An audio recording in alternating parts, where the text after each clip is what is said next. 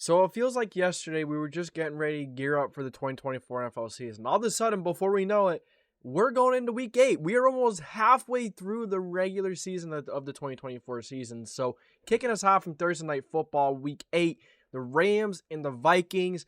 Vikings are mad, man. I mean, I think this could be a bit of underrated game. I think a lot of people are just going to look past the Rams and say, hey, no, the Vikings just lost. The Vikings are going to come back. They're mad. And they're going to lay it on the Rams. But I think that the Rams and Matthew Stafford, I think that they are going to put up some points in this game and keep it closer than people think. But I do not think that they will be able to finish the job. Now, the Rams still have quite a few injuries. It seemed like Cooper Kupp is, a possible trade candidate, going away from the Rams. And, they do have a lot of injuries. Sure, Matthew Stafford, he's awesome, and he'll get the ball to his receivers, but there's only so much that he can do, right? And I don't think it's going to be enough to beat the Vikings, but I do think it's going to be enough to surprise people and open some people out, some fans' eyes and be like, hey, Matthew Stafford is still a very good quarterback. The Rams, they're sneaky. I still don't think the Rams are a good team. I think they're sneaky, but I do think that the Vikings cover in this one. They're favored by 3 points. Rams are given 3 at home. I think that the Vikings cover very easily. Even though I had them winning by 7, I'm saying that I think this game is going to be a little closer than some people may think. I really don't think the Vikings should have too much of an issue, but I do think that the Rams can be pesky, and people are going to overlook the Rams in this game and think, hey, they don't really have a shot. Now, I could be very wrong. I can see the Vikings just blowing the Rams out of the water. I could see that as well. But I'm considering, the way that secondary has looked. The Viking secondary has not been great. We'll see what Sam Darnold can do. Let's see what he can figure out. Vikings offensive line, that's a little bit of a question mark, as well. But the Rams defense line, not really there. There's a couple of question marks for this Vikings team, and that have come out more frequently recently. But it's, the Rams don't have enough talent. They're not going to have enough to overcome the Vikings, their offense, what Sam Darnold has done.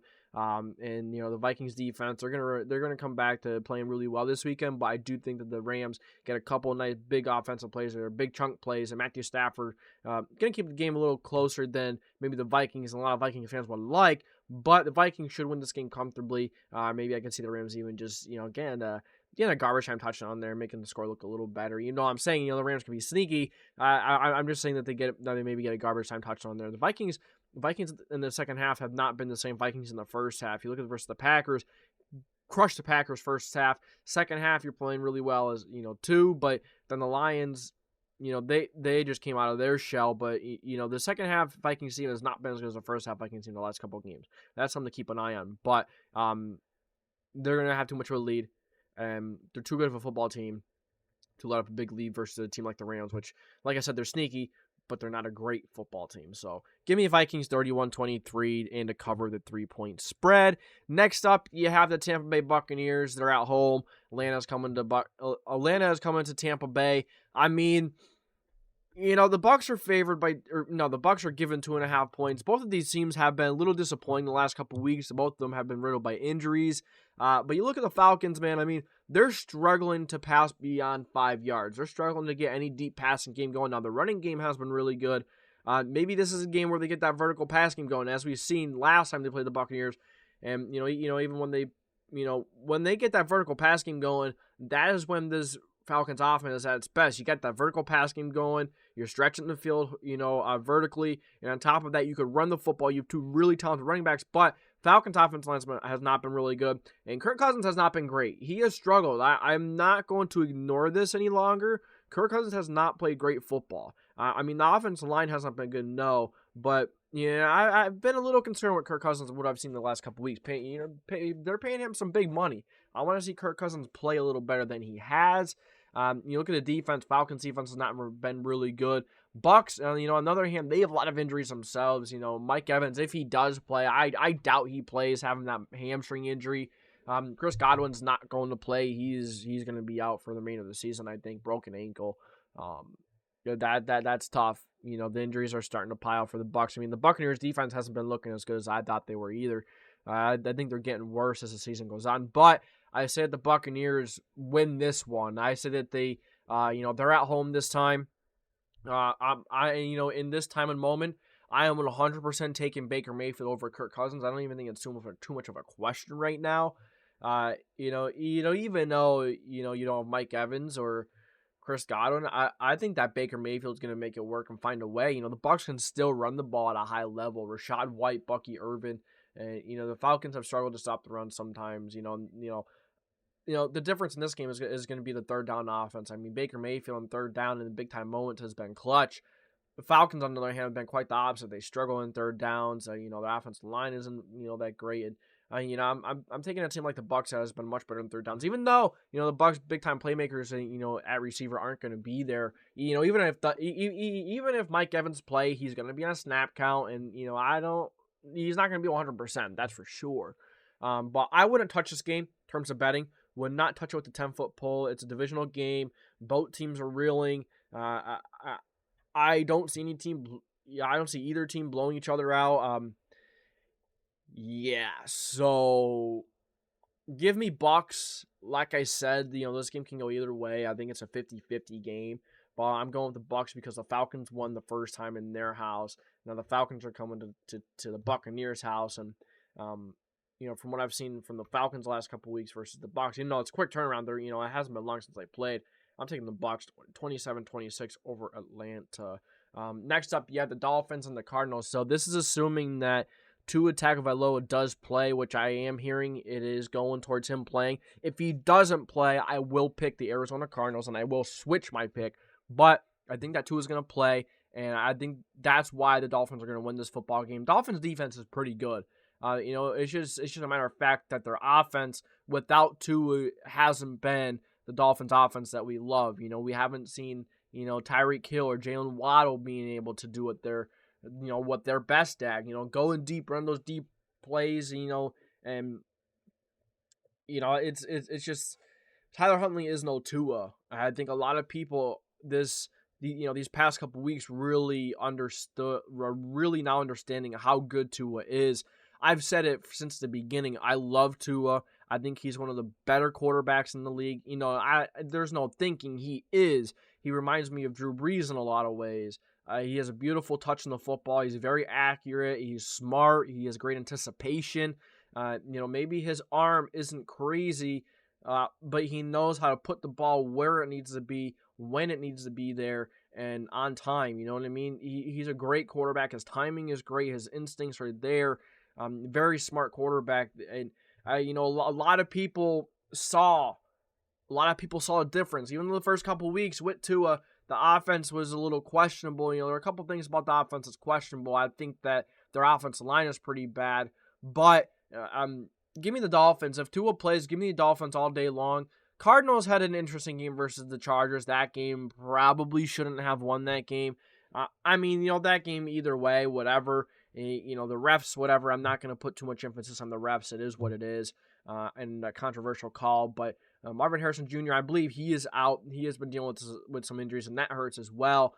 And this Cardinals defense has been on and off. This Cardinals team has been on and off in general. I think that Tua coming back, I don't think Tua is going to be 100%, even though, he's pretty healthy. It was really, last couple of weeks, him just making a decision. All these concussions, all that stuff going on. But the Dolphins, they should be fine in this game. I don't see them having too much issues, offensively if Tua is playing. Like I said, not sure if he's going to be 100%, but it's going to be a huge upgrade over Tyler Huntley. And I'm saying might not be 100% because he just hasn't played in a couple of games. It might take him a drive or two, maybe a quarter or two to get back into the rhythm. It's been a little while since he played, but yet he's one of the better quarterbacks in the league. So that's a big boost for the Dolphins. They are favored by 3. Like I said, it depends if Tua plays. If Tua plays, I'm confident in them winning by more than 3 points. Just kind of keep it on the low key here because I don't know if Tua's going to play or not. But if Tua plays, 100% give me the Dolphins and give me that line for the Dolphins. But if Tua doesn't play, give me the Cardinals. I think that the Cardinals win this football game. But Cardinals can run the football as well, and the Dolphins run defense. We'll see what they can do this weekend versus a tough running offense in Kyler Murray, James Conner. Their defense in general has been pretty good. The passing defense really good. Rushing defense, it struggled a little bit last week versus Anthony Richardson and Colts. I thought the Colts had a decent day running the football, not great, but Dolphins did. Obviously they didn't do enough. I was about to say that, but they didn't. But Give me Miami 23-20 as long as Tua is playing. Like I said, if he's not playing, this pick will be switched. I will switch to the Cardinals. All right, Bengals and Eagles. This ought to be a good game. Bengals are favored by 2.5 points. Give me that line all day long. I think the Bengals are going to march up and down the field like it's nothing. That Eagles defense, they looked better last week, but they played the Giants and they came off the bye week, so they had some rest. They had some extra time to prepare versus probably the worst offense in football. The Giants offense, Daniel Jones, they just have nothing. Offensive lines, other than Malik Neighbors, a Giants offense, there's not really too much there. Now, one thing I can see giving the Bengals, or the Eagles, giving the Bengals a couple issues within this game is running the football. Saquon Barkley's been awesome. He's been great. And, the Eagles offensive line is definitely not the Eagles offensive line of the past. No Jason Kelce, big difference. A lot of people don't realize that center is a communicator of the offensive line. They point out a lot of things. And but I think that the Eagles, they can't convert on third downs. If it's not a 3rd and 1 or 4th and 1, they can't do the tush push. They can't convert. They're like 1 for 12, 1 for 13 last week. And I think that this week they're going to struggle a little bit more. Giants pass rush is very good, yet Eagles ran the ball well, yet, Jalen Hurts had a better game, but it still wasn't great in my opinion. Give me the Cincinnati Bengals, dude. I think they're going to march up and down the field. I think they're going to get enough of a pass rush and on the Eagles, and I don't see Jalen Hurts and that offense being able to outscore Joe Burrow and Jamar Chase, Higgins, and all those guys over there. So give me Bengals 30-24. The Bengals shouldn't really have too much of an issue in this game scoring. It's defensive wise that kind of worries me because they haven't been great against the run. Even though they still have some young and up and coming guys on the defense line. Trey Hendrickson had himself his best game of the year last week. He was really good last week, and if you could do that again this week, apply pressure on Jalen Hurts, get a couple of turnovers, they should have no issues whatsoever. The Bengals could probably chew clock just passing the football. That may sound a little weird, but they could probably pass the football, dink and dunk, and chew clock that way. Joe Burrow, Chase, they're so good in that passing defense for the Eagles. We'll see.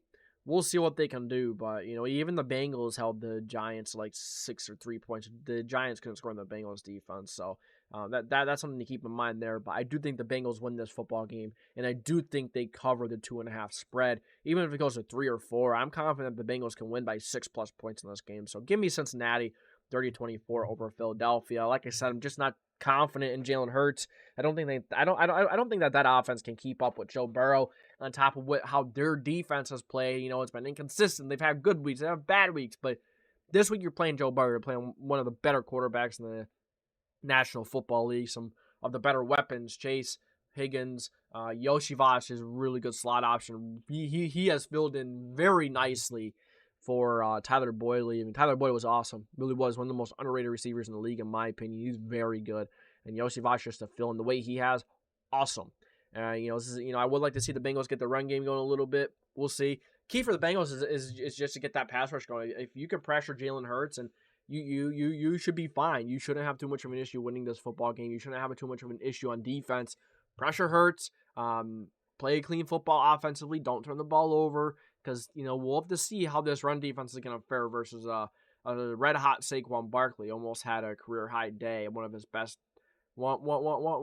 best rushing days of his career, and that's saying something. He's had some really good games. So, give me Cincinnati 30-24, and I'm pretty confident in this game as well. So Cincinnati, give me them over Philadelphia. And fun fact real quick, the Eagles have not won in Cincinnati since 2017. So that's another interesting fact I'm going to throw out there. Shout out to one of the to someone that commented on a video the other day, Hot Take Tuesday. I actually got that from them, to be honest with you. Next game, this is a get right game for the Jets. Jets haven't played well. I mean, you struggle against teams you should beat pretty well. You just got blown out by the Steelers. No one expected it. I didn't expect it. I didn't expect them to lose that bad. I thought the Jets were going to win. I thought that their defense was going to be able to do enough, get just enough done, and the offense, same. It just couldn't. Aaron Rodgers' playmakers around him. It feels like everyone around Aaron Rodgers is failing him. Aaron Rodgers is not the problem. The rest of this Jets team is. The offensive line, not playing good. Not able to run the football. His playmakers aren't stepping up. The defense doesn't look as good as previous years. But Now you're playing the Patriots. Yeah, you are in New England, and you're coming from London as well. Wait, no, they're not coming from London. I don't know where I got that from, but this is a get right game. They have a couple of easy games in their schedule coming up, and I'm not counting the Jets out yet. And I say that they get back on track versus the Patriots, one of the worst football teams in the league. I have them as the worst, number 32. My power rankings. If you have not watched our power rankings, come out every week. Very good power rankings episode this week and every single week. Stick around, like, subscribe, put that post notification bell on so you don't miss any future videos. That I will, power rankings come out every single week. So yeah, give me the Jets. I just don't think New England's gonna have enough. Even though the Jets that Jets team has not been good. The Jets defense has not been good. They should have more than enough to beat the Patriots, who's been one of the worst teams in the NFL. Now, if they lose to the Patriots, then yeah, I'm bailing on the Jets and saying, nah, they're done. That's it. Favored by 7. I don't know. I don't know. The way the Jets have played, I'm just not sure. They should win by 10 or more, looking on paper what they have, but they shouldn't have gotten beat by the Steelers that bad either. So I do think it's a get right game. I could either see it being a blowout or close. I don't see any in between. I don't see it being like I don't know. But you guys let me know what you think about this one. I think it's an interesting one to look at and talk about. I think the Jets will win. But the Patriots, Drake May can't do it all by himself. It's kind of a similar situation over in New England. Drake May has looked all right, but he can't do it all by himself. He simply can't. There's 11 players on that side of the ball for a reason. He can't block. He can't go and catch the ball. Same for Aaron Rodgers. He can't block or go catch the ball. Not comparing the two. Don't get that twisted out of that conversation. I'm not comparing the two. So give me New York, 27-17. Personally, I don't want to bet in this game. I just don't know. The Jets should win by 10 plus. They should win by more than a touchdown. And they should have beaten the Steelers. They should not be at the record they're at. So, let's move on. I'm not going to spend too much time on this one. I don't think I really need to. Lions are favored by 11. I have them winning by 28. Simply, outright, they're going to smoke the Titans. I'd be shocked if this game was closer than 10 points. 10 points or closer. I'd be shocked. The Lions are looking like by far and away the best team in the NFL. Super Bowl favorites, in my opinion, right now for the NFC.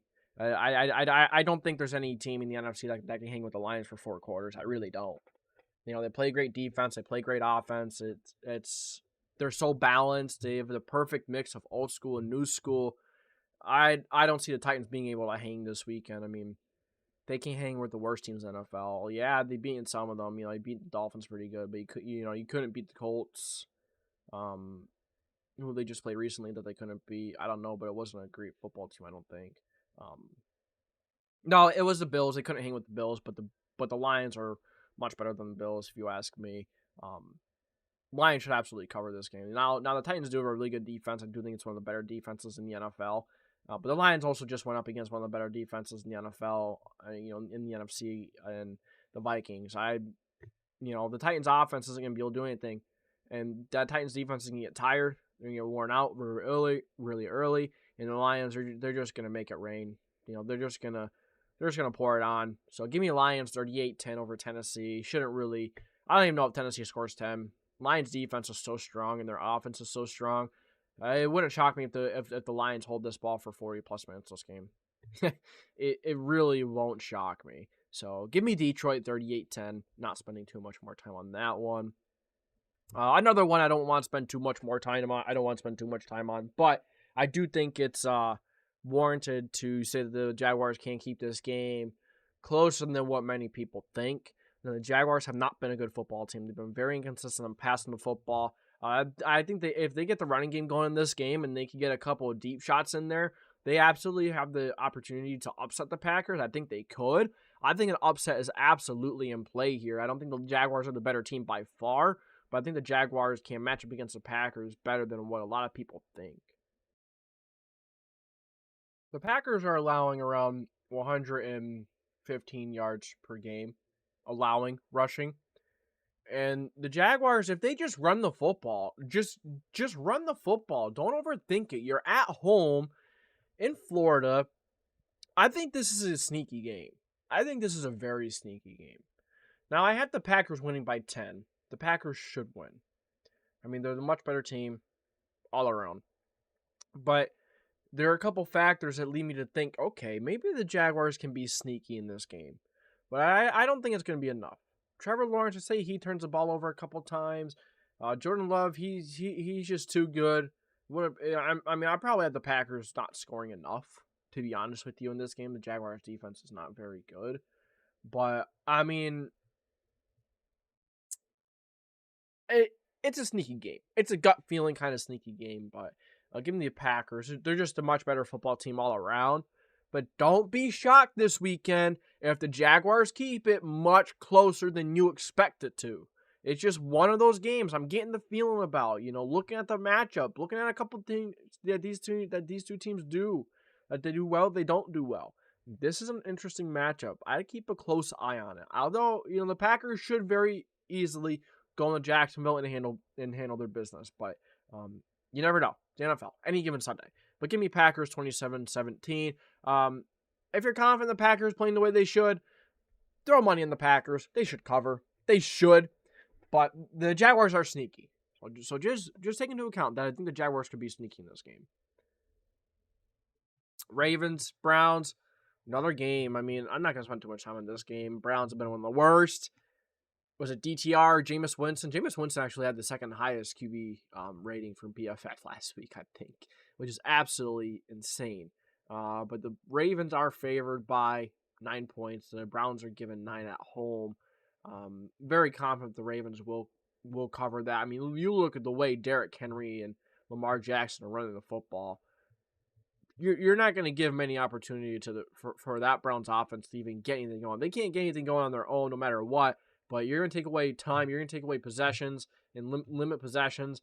It's going to be a long day for the Browns defense and offense. So give me the Ravens 30-13 and give me the spread as well. I like a lot of those spreads this week. I really do. Some weeks I don't like any of the spreads almost. But here's another spread that I like. The Colts have won the last 4 of 5, right? And they kept it close in week 1 versus Houston. And the Texans, they've been an interesting team as well. They're kind of difficult to gauge at the moment. I do think the Texans are the best team in the AFC South. But CJ Stroud didn't have a great week last week. It's been a couple weeks. He's kind of been in a slump. Now is kind of his opportunity to get out of it. Colts defense, I mean, you have some young players who have stepped up and surprised, but let's not look past who they played. Let's not forget who they played. They played Will Levis and the Titans. They played Dolphins offense without Tua. But when they played a competent, I'm not going to say Trevor Lawrence is a good or great quarterback. I think Trevor Lawrence is quite a bit below average. But, CJ Stroud's a great quarterback. You have some really good weapons. You run the football. Colts have struggled to run the ball. To stop the run, I mean, it could be a long day for that Colts defense. On the Colts, might be getting Jonathan Taylor back. Again, Anthony Richardson will be in his second week. If the Colts can get that run game going, it could be a long day for Houston's defense. They could, they could keep CJ Stroud off the field. But I just don't trust Anthony Richardson. I don't trust him throwing the football. And if there's a time where you need Anthony Richardson in that offense to convert on a very important 4th and short, you can't trust him to make the play throwing the football anyways, and he's still running people over after he's had injury after injury. But this isn't a good matchup for the Colts. It's not. So give me the Texans.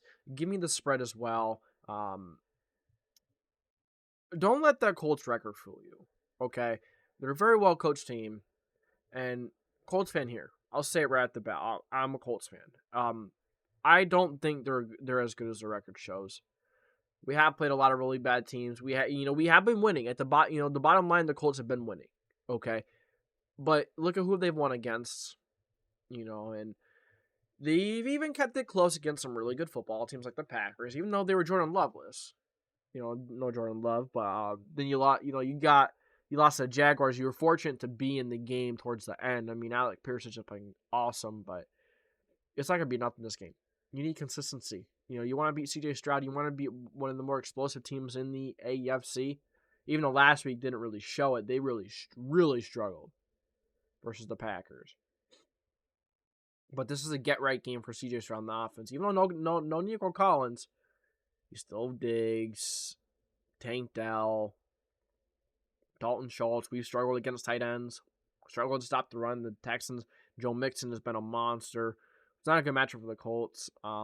I do think the Colts will put up some points. I do think they're going to run the football well, especially if Jonathan Taylor's back. Maybe we'll get a couple of deep passes in there to Alec Pierce, but it's not going to be enough. Not enough consistency. You got to start hitting those intermediate and short passes. You need to. You can't just count on that deep pass when throwing the football. So you give me Houston 31-23 over Indianapolis, and give me the line. Like I said, I like a lot of the lines this week. I really do. All right, Seattle and the Bills. This is my upset of the week. I think a lot of people are picking the Bills, and rightfully so. The Bills are one of the better teams in the NFL. Good defensively, good offensively. But you look at the way the Seahawks have played. I think it's a little bit of a better matchup for the Seahawks, honestly. The Bills have struggled to stop the run this year so far. Okay? They're number 20th. They've allowed 132, damn near 133 yards per game. And the Seahawks can run the football. You bet they can run the football. Kenneth Walker, Zach Charbonnet, they have a really strong running back duo. Kenneth Walker, one of the best in the league at just creating. He finds a hole. He's patient. He finds a hole, and he hits it. He's fast. He'll run right past you, too, and he's powerful as well. So, I think the Seahawks run all over the Bills. The Seahawks defense is very impressive as well. Now, they did lose to the Giants a couple weeks ago, and they allowed a lot of points. But now the Seahawks defense are getting healthier. Okay, they're getting back into their groove. I think that this Seattle defense is going to do just enough to hold the Bills. And I think that the Seahawks offense, they're going to be able to just keep the ball away from Josh Allen. And, Josh Allen is a mistake-prone quarterback. I say Josh Allen fumbles or he throws an interception or two, and those possessions in this game are going to be crucial because the Seahawks have such a good defense, but really they have such a good rushing offense. And I think they're going to run all over the Bills. I say Kenneth Walker has a day. And they have some really darn good weapons too. Look at Metcalf and Lockett. They've showed out. Geno Smith has been very good himself. I trust the Seahawks a little more. This is my upset of the week. Give me the Seahawks 27-24, and I won't bet on the game, though. I won't put any money on it, because I think this game could be very close. And as you say, I just have the Seahawks winning by 3. So I would not put money on this game. I do not think it's worth the risk, this one. Yes. There is my upset of the week. I feel like a lot of people are picking the Bills. A lot of people. I think a lot of people aren't even thinking about the Seahawks. I don't think they're thinking about this game enough. It's easy to overthink some games, but this one, you think about this game a little bit, and I think you like the Seahawks more and more. So give me a Seattle. The Bills have been inconsistent as well. They've started slow, and I think this is a game where you can't afford to start slow against a team that runs the football really well and plays a really good defense. And it's in Seattle too. So the Bills have to travel across the country. Time difference, different time zone. It's always tough for a team to go from the East Coast to the West Coast to the East Coast. It's always really difficult. Your body is just on a different time clock, and it changes. It's completely different. So give me Seattle. Give me them in the upset. Give me them at home knocking off the Bills and getting right back to where they were in the beginning of the season, just looking like a really good football team. Really well balanced, good defense, really good defense. I think this is going to be one of the better defenses down the stretch. Yeah, I just think maybe, stopping the run may be an issue. Their run defense is ranked pretty low, but let's not forget how injured they have been. Fully healthy, I think this run defense is much better than what it looks like, stat-wise right now. So I think they'll be fine. They're going to do just enough. Give me Seattle. Give me the upset. Chargers and Saints. Chargers are favored by 7. They're at home.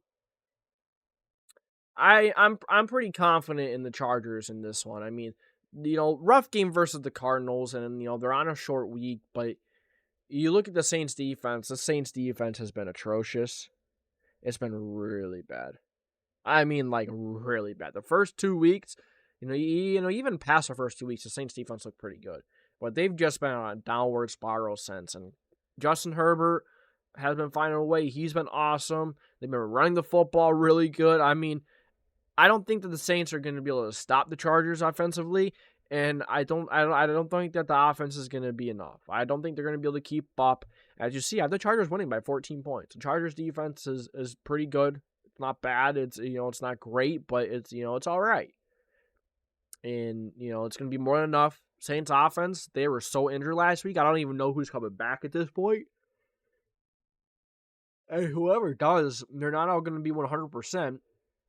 So give me the Chargers. I don't think they should have too much of an issue in this one. Saints are on a big losing streak. It could be a bit of a trap game, considering the Chargers are coming off of a tough loss, short week. So that could play a factor into it. But I just don't think the Saints have enough firepower. They simply don't. The offense are too beat up. Even if a lot of them do come back, they're not going to be 100%. Even if just half of them, you're still down for 3 or 4 starters. So they were down like 7 or 8 starters last game. It was wild. Like more than half of their offense was out. So yeah, give me the Chargers, and I'm pretty confident in the Chargers winning this football game too. Broncos and Panthers. The Panthers have been a hot mess. The Broncos, they've been quite the opposite. They're a hot football team. They're red hot. I wouldn't say red hot, but they're hot. I think, they've won a lot of the games recently. Second, right behind the Chiefs in the AFC West. And the Panthers have just been the complete opposite. They're crap. There's no offense, and the Broncos are one of the better defenses in the NFL. So, the Broncos probably need to score 10 points to win this game. And, with how bad the Panthers defense is, and, the Broncos are going to run the football like crazy on the Panthers. They're not going to be able to stop the run. Broncos are going to pound that football. Bo Nix is going to be able to, it's going to make it easier on Bo Nix on top of that. So, give me Denver 27-3. Now, the 9-point spread, that does seem like a lot. But their defense is so good, and they're going to be able to run the football so well. Give me the 9-point spread for the Broncos. I'm going wild this week. I'm going all in this week. I love the spreads this week. I really do. Now this one, once again, it's a big spread. Raiders and Chiefs, but the Raiders have been crappy. They're stinky. They're horrible. They don't have a competent quarterback. Unfortunately, poor Pierce, the interim coach last week looked awesome. Players loved him. It seems now kind of starting to seem like more of an emotional decision to hire him instead of maybe going out and looking at, at the very least looking at other people. That could have created distrust in the organization and the team, though. I think it's still good to weigh our options. Chargers are given 10 points at home. Chiefs, yeah, they do have to come across the country. That could be a factor. The Raiders always seem to play the Chiefs a little better at home. But, the Raiders aren't a good football team this year. Max Crosby can only do so much, and the Chiefs just acquired DeAndre Hopkins, and the Chiefs are already 6-0. So, I don't see the Raiders being able to get much going in this game. Do they even score 16? I don't know. I could see this being one of those games where the first half, it's like, wow, the Raiders are actually keeping it close. How are they doing this? Kind of like the Titans and the Bills last week, but then the second half, the Chiefs just pull away, and, there's no such thing as a game anymore. It just becomes a blowout.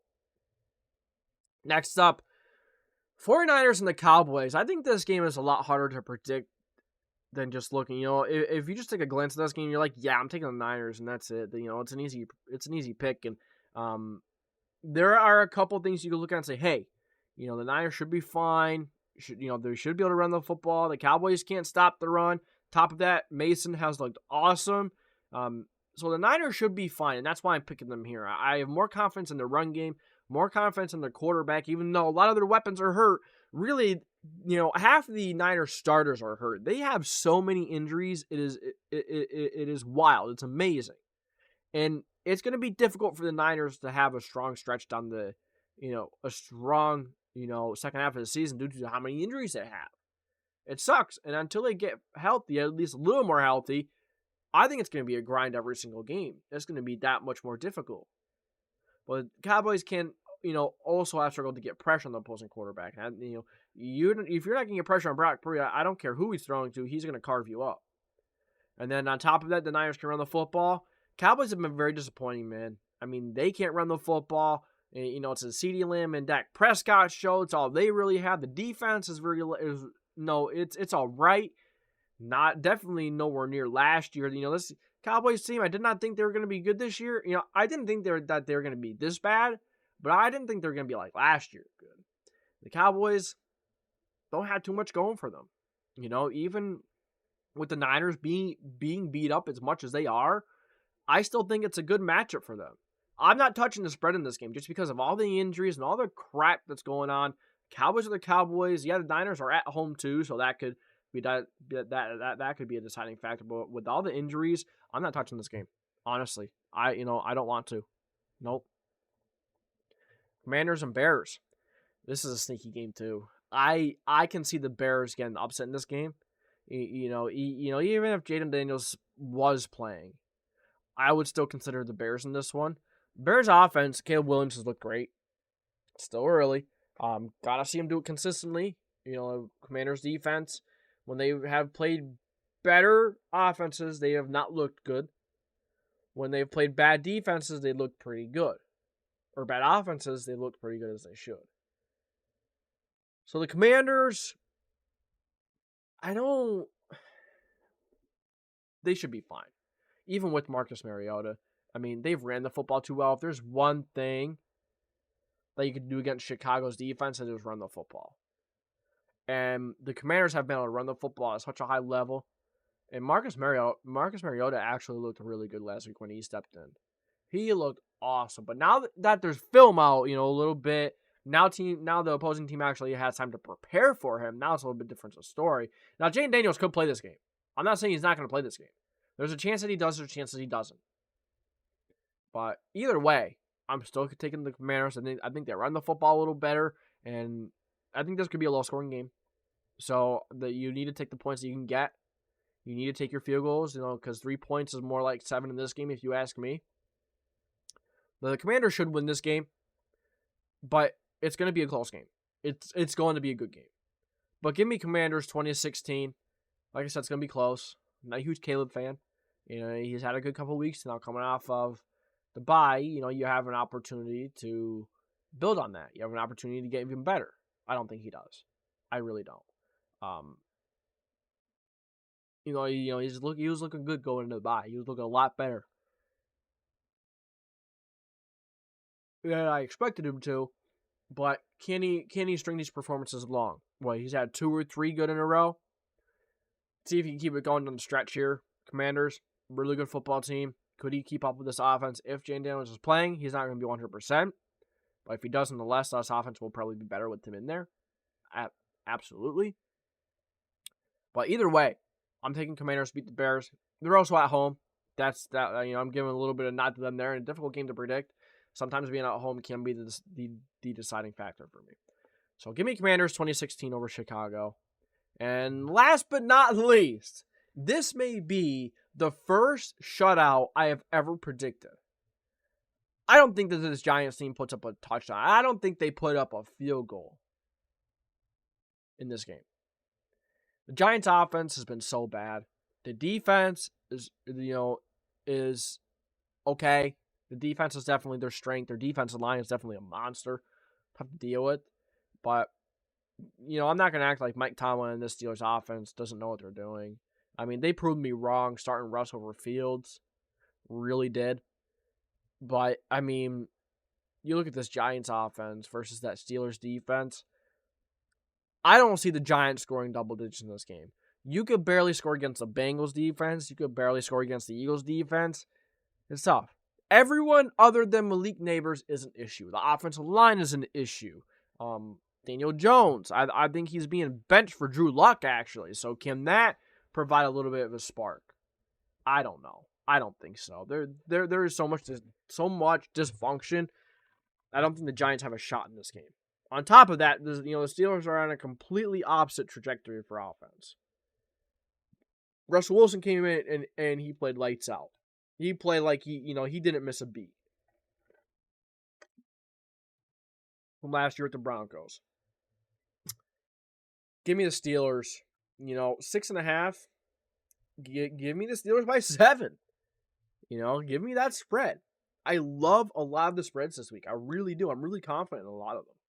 Now, that could be dangerous. It really could be. But give me the Steelers 23-20. I mean, the Steelers are going to be able to run the football. The Giants haven't been able to stop the run either. So, give me Pittsburgh 23-20. I really don't think a lot of the games are that difficult to predict this week. I think the most difficult ones are maybe the Commanders, the Bears, Niners, Cowboys. Maybe the Seahawks and the Bills. Colts and Texans aren't super easy. I think probably the most difficult game is the Cardinals and the Dolphins, to be honest with you. I think that's the most difficult game to predict this weekend. So, if I don't get more than 14 right, I'm going to be disappointed. If I don't get 14 out of 16 right, I'm going to be disappointed or more. If I get anything less than that, I'm going to be disappointed. But that's all I got for you guys this week. Thank you for tuning into the JDW Sports Talk Show. And thank you for tuning into our NFL weekly picks this time heading into week 8. Have a lot of really good football on our hands this weekend. A lot of really fun games. We'll see a lot of divisional games as well. I've noticed a couple of divisional games we have going on. So, if you guys enjoy, make sure to like, subscribe, put the post notification bell on so you don't miss any future videos. And this is the JDW Sports Talk Show, signing off.